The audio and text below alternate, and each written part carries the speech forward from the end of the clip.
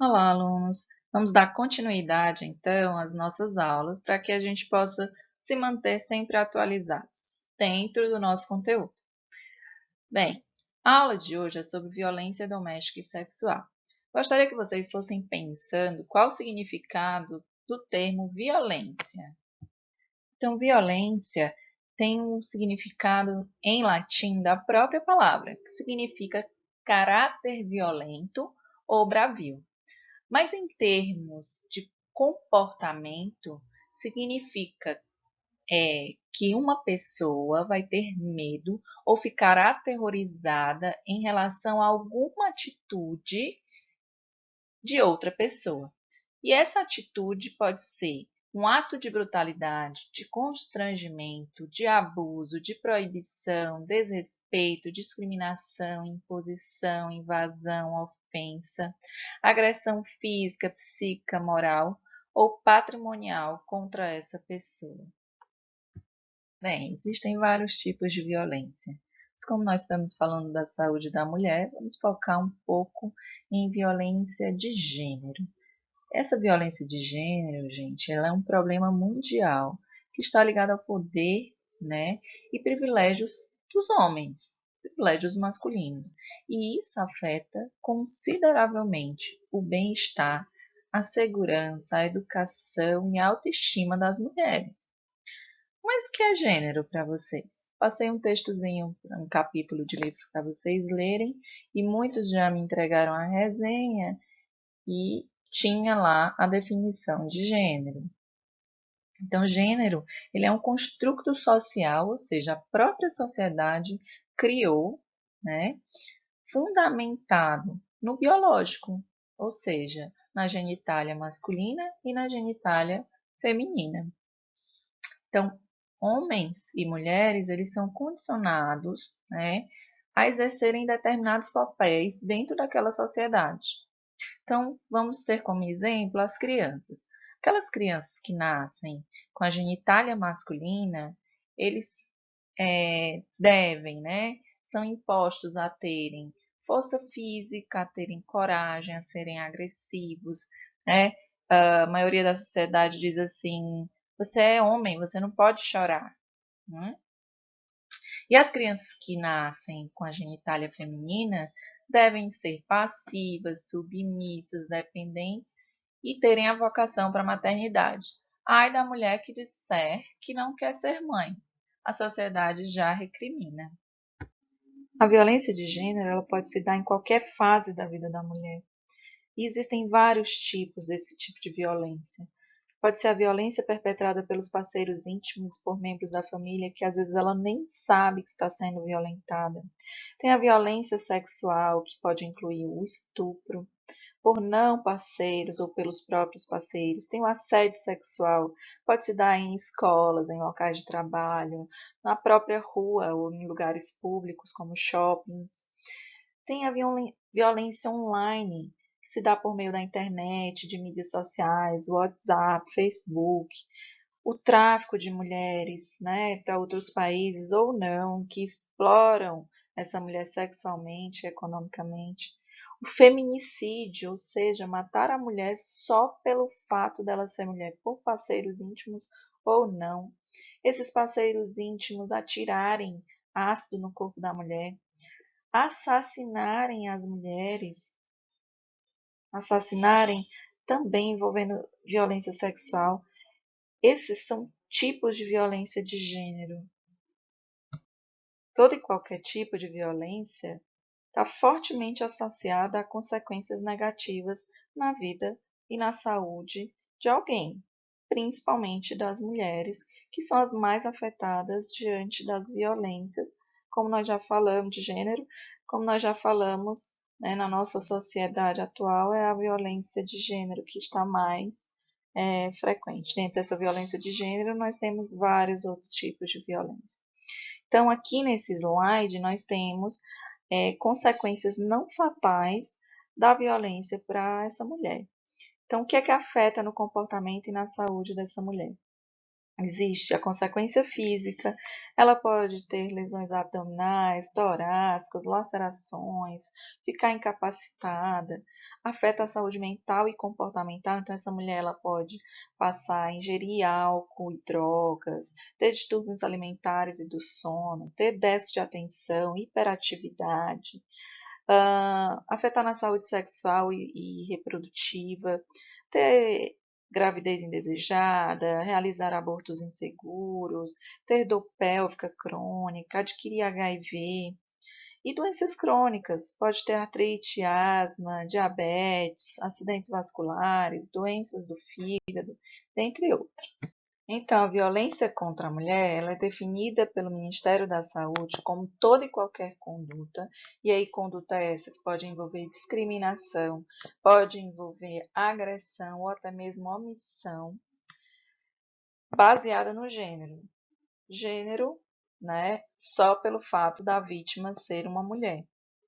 Passível de causar morte, algum dano ou sofrimento nos âmbitos físico, sexual ou psicológico à mulher, tanto na esfera pública quanto na esfera privada. E aí, considerando isso, a Organização Mundial de Saúde trouxe que há fatores de risco, há maiores fatores de risco relacionados à violência física contra a mulher. Que fatores que seriam esses? O que é que vocês pensam que seriam esses fatores? Quais seriam esses fatores? Então, a pobreza, a educação precária e o consumo excessivo de álcool.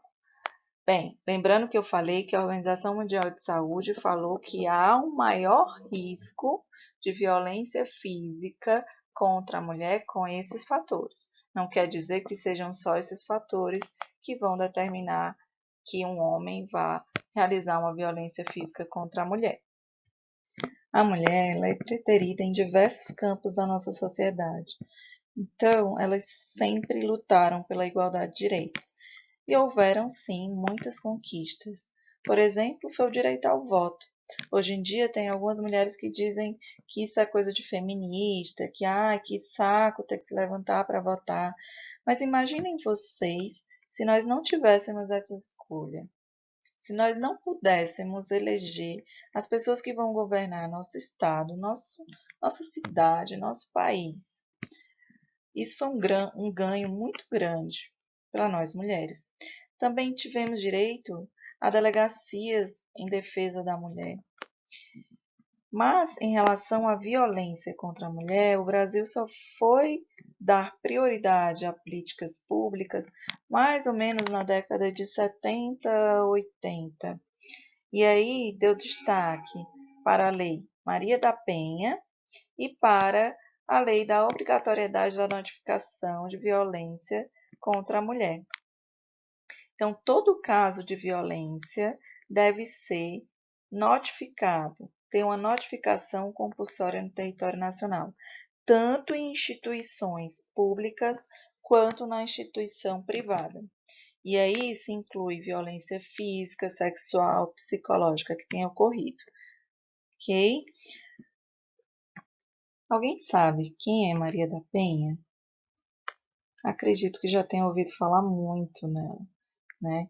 Então, ela é uma farmacêutica brasileira que lutou para que seu agressor viesse a ser condenado. Então, como é que se deu essa história? Ela veio fazer um mestrado aqui em São Paulo e conheceu o marido dela, que era um colombiano, se casaram e tiveram 3 filhas. Bem, ele tiveram 2 episódios em que ele tentou matá-la. O primeiro ele deu um tiro nas costas dela, que a deixou paraplégica e relatou à polícia que tinha sido um assalto. A segunda tentativa foi que ela estava tomando banho e ele tentou eletrocutá-la.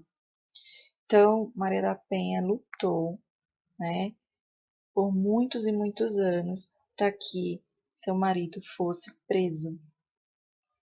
Então, em 2006, foi criada a Lei Maria da Penha. Né? O que é que se configura como uma violência doméstica, que é o que essa lei protege? É uma violência que ocorre no âmbito, né, da unidade doméstica, que é o espaço de convívio permanente entre pessoas que tenham vínculo familiar ou não, no âmbito da família, que é aquela comunidade formada por indivíduos unidos por laços naturais, por afinidades ou por vontade expressa, ou em qualquer relação íntima de afeto em que o agressor conviva ou tenha convivido com a ofendida, independentemente de coabitação. Existe um ciclo de violência contra a mulher, e esse ciclo é composto de 3 fases. A primeira fase se chama tensão, a segunda, explosão, e a terceira, lua de mel. A primeira fase, que é a tensão, o que é que ocorre?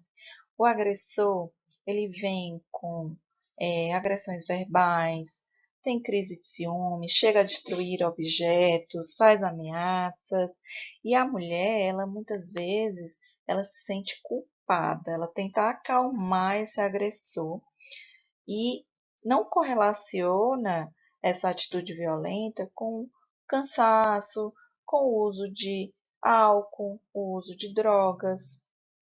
A segunda fase, ela se chama explosão. E aí é uma fase mais rápida do que a primeira. Ela é mais aguda, mas ela é muito mais violenta, porque aí entra as agressões verbais e agressões físicas mais graves e constantes.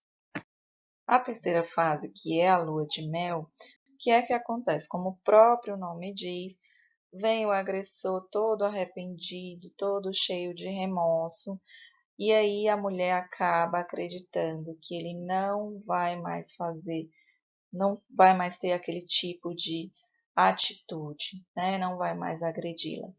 E aí você pode ter como exemplo a mulher que quer ir para uma universidade. E aí o homem começa a primeira fase, né, falando que ela não vai, ameaçando, chega a quebrar objetos, e ela se sente culpada por querer estudar num ambiente que possuam outros homens e que ele está com ciúme dela por isso. E aí depois ele começa a agredi-la fisicamente, verbalmente.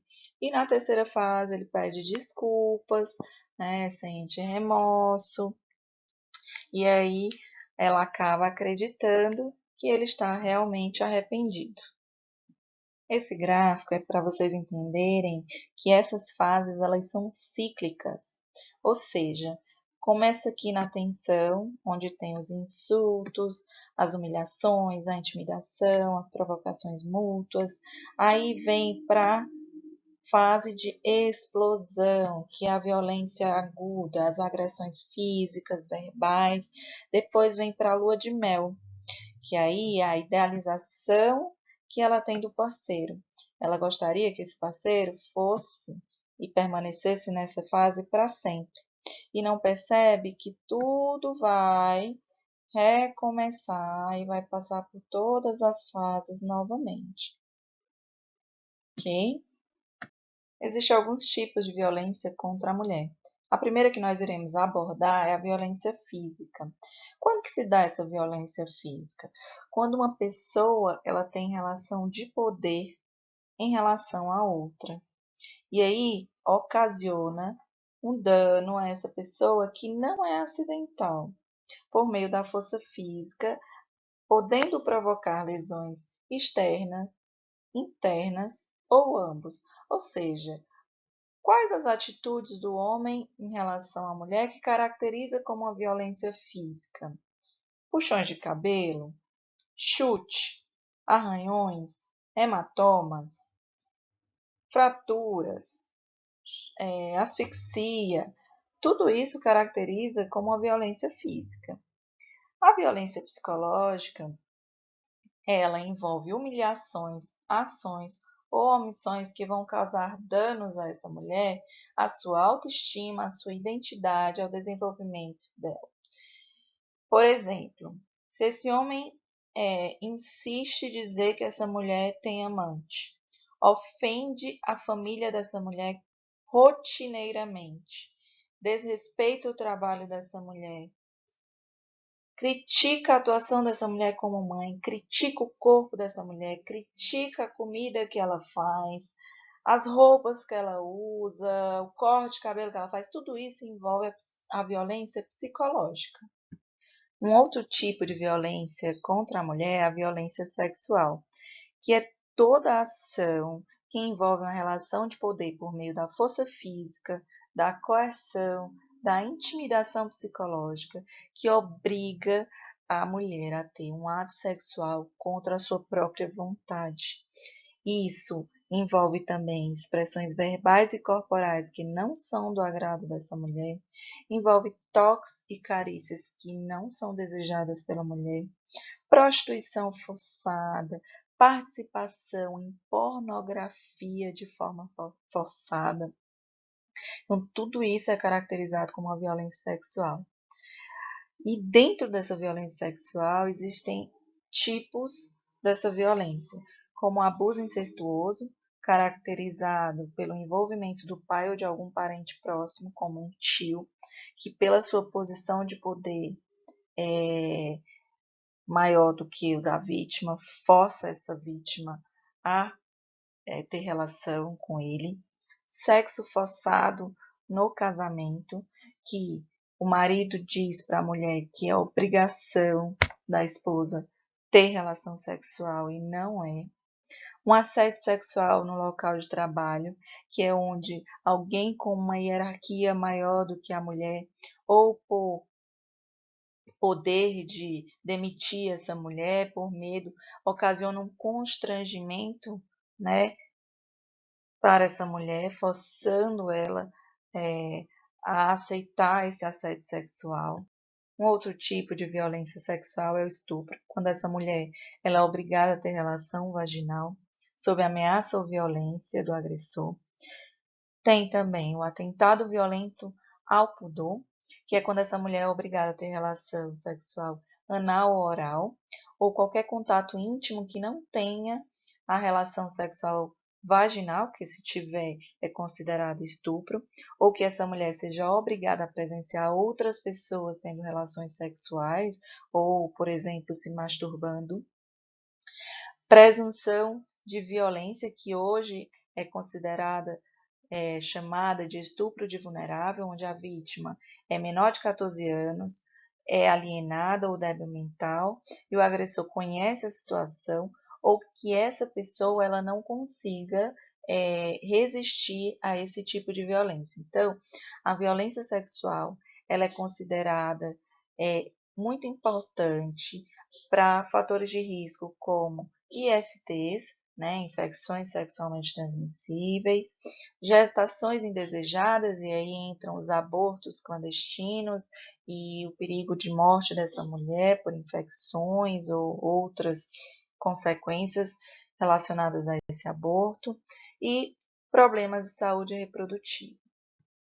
Tem também a violência institucional, que é aquela que é praticada nas instituições prestadoras de serviços públicos ou privados ou mídias, que por pessoas que eram para proteger essas mulheres e na realidade ocasionam a violência.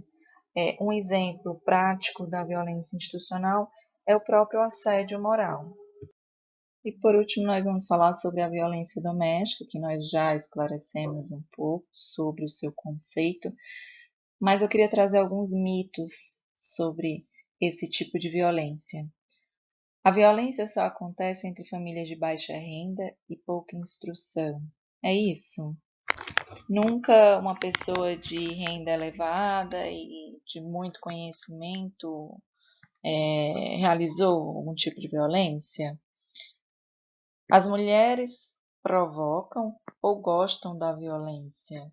Muita gente pensa assim, né? Ah, se elas não denunciam é porque estão gostando de sofrer esse tipo de violência. Será que é isso?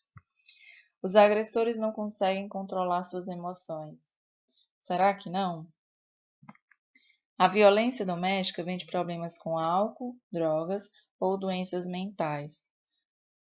Pode até vir, mas não só disso. Para acabar com a violência, basta proteger as vítimas e punir os agressores. Será? Gostaria que vocês pensassem um pouquinho sobre esse ponto. E por último, a violência doméstica ocorre muito esporadicamente. Ninguém nunca escuta falar, né? Os profissionais de saúde, eles devem ser capacitados e preparados para atender as mulheres em situações de violência, garantindo assim um atendimento integral e humanizado para essas vítimas, tá? Mas nem toda mulher chega para o profissional de saúde e quer compartilhar que sofre violência. Então, o Ministério da Saúde ele criou alguns sinais de alerta para essas situações. Dentre eles, por exemplo, na violência doméstica, tem queixas crônicas sem causa física óbvia. Quando a mulher chega dessa forma, por exemplo, com uma dor abdominal que não cessa, você faz exame físico, solicita ultrassom, faz todos os exames e nada consta, você pode desconfiar que ela está sofrendo uma violência doméstica. Se ela traz ferimentos físicos durante a gravidez, se ela atrasa o pré-natal ou demora para iniciar esse pré-natal, se ela tem histórico tentativa ou tendência ao suicídio, dentre outros sinais, o profissional tem que estar em alerta. Na violência sexual, é, quando as meninas menores de 14 anos chegam grávidas, né, e são solteiras, quando chegam com infecção sexualmente transmissível, sangramento vaginal, dor pélvica, problemas de sono, problemas sexuais, perda de prazer na relação, dentre outros sinais, nós também devemos perceber como um sinal de alerta, a partir das particularidades comportamentais dessas mulheres. Essa figura, ela mostra a repercussão que essas violências ocasionam, tanto para a mulher, quanto para a sociedade, quanto para o sistema de saúde. Então, vocês podem observar, né, que na mulher pode ter todo tipo de dor pélvica, muscular, embaixo do ventre, dor de cabeça, né? Tem outros sintomas físicos, como hematoma, ISTs, aborto, desmaio, diarreia, espineia. Tem sintomas mentais, pode ter tendência ao suicídio, depressão, ansiedade, medos, pesadelos, negligência de cuidados, álcool e drogas, e a repercussão no próprio sistema. Ocorre um alto custo da assistência, uma baixa resolução dos casos, a invisibilidade desses casos e o uso aumentado desses serviços. Existem vários tipos de barreira para que se possa detectar nos serviços de saúde casos de violência doméstica. Existem as barreiras tanto pelas pacientes quanto pelos profissionais de saúde.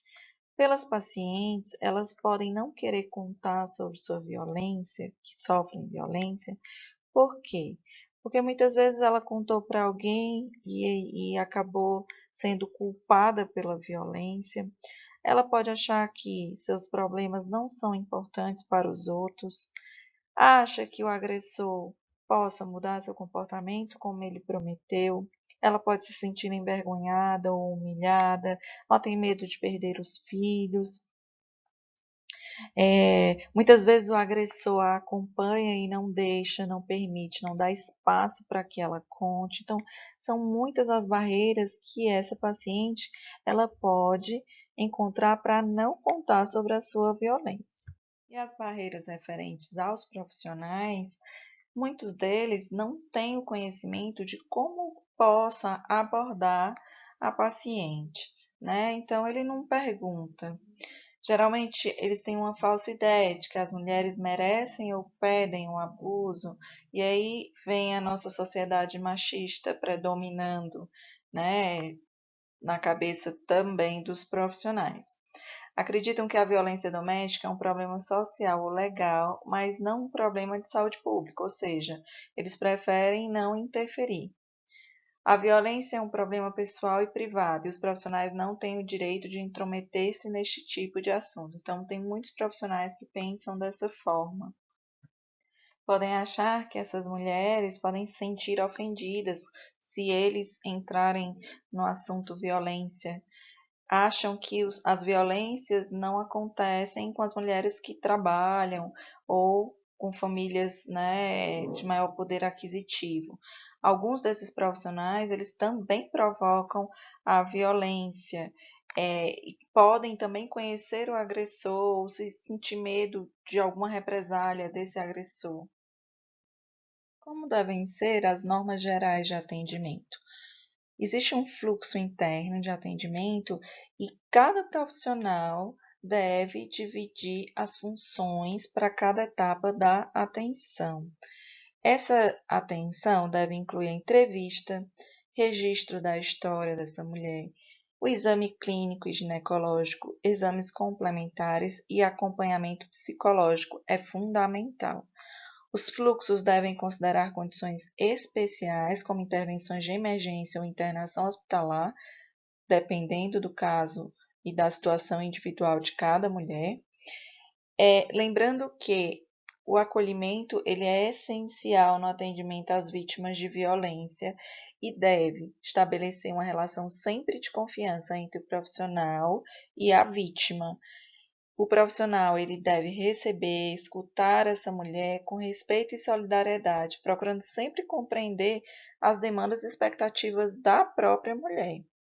As mulheres nessa situação devem ser informadas sempre que possível sobre tudo o que vai ser realizado, cada etapa do atendimento e a importância de cada medida que será realizado com ela.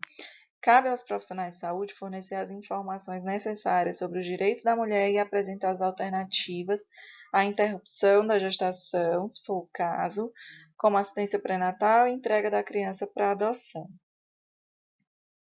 Todo caso suspeito ou confirmado de violência deve ser notificado. E aqui nós temos um exemplo de ficha de notificação. E é importante que todo profissional que esteja atuando na área tente ler anteriormente e retirar todas as dúvidas para que essa ficha seja preenchida corretamente.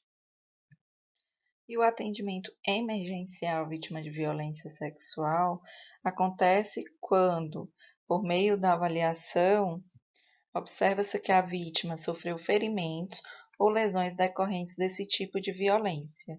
E aí, deverão ser realizados exames laboratoriais e oferecido profilaxia para IST, HIV, hepatite B e anticoncepção emergencial, caso se aplique.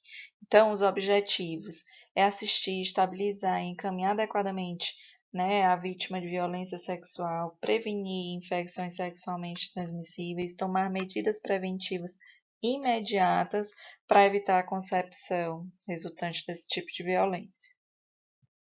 Os responsáveis pelo atendimento emergencial ao paciente vítima de violência sexual são os médicos, enfermeiros e ou técnicos de enfermagem, que devem inspecionar o paciente, fazer a notificação e informar essa paciente sobre os seus direitos acerca da lavratura do boletim de ocorrência policial. Então, se essa mulher tiver em condições, ela pode ir a uma delegacia, né, e lavrar esse boletim de ocorrência policial, prestar depoimento ou submeter-se ao exame pelos peritos do IML. Para os menores de 18 anos, essa lavratura do boletim de ocorrência policial é obrigatória e também é compulsório a notificação ao Conselho Tutelar. Além do que foi abordado, deve-se acolher adequadamente o paciente, realizar a anamnese, lavar as mãos, calçar a luva e realizar que o médico realize a coleta do material, secreções, caso tenha esperma. Caso a vítima compareça com as vestes da ocorrência da violência, retirar cuidadosamente ou pedir para que a mesma retire as peças de roupa, colocando em um saco plástico identificando com nome e data. É importante que essa roupa ela não seja higienizada nem removida antes, né, da coleta de secreção ou de material para a identificação do agressor, a não ser que essa vítima seja ameaçada de morte. Realizar inspeção física dessa paciente e, se julgar necessário, encaminhar essa paciente para reparação de danos físicos através de procedimentos clínicos ou cirúrgicos, além de notificar o núcleo de vigilância epidemiológica também do hospital. Como nós estamos passando por essa fase de distanciamento social, saiu uma reportagem de que estão aumentando muito os casos de violência doméstica. Então, é importante a orientação para que tanto as mulheres quanto os profissionais perceberem algo diferente nessas mulheres, não se calem, né? Sempre procurem ajuda, busquem ajuda. Agradeço por terem assistido a aula, espero que tenham aprendido bastante e aguardo vocês no nosso chat. Muito obrigada, beijos e até breve.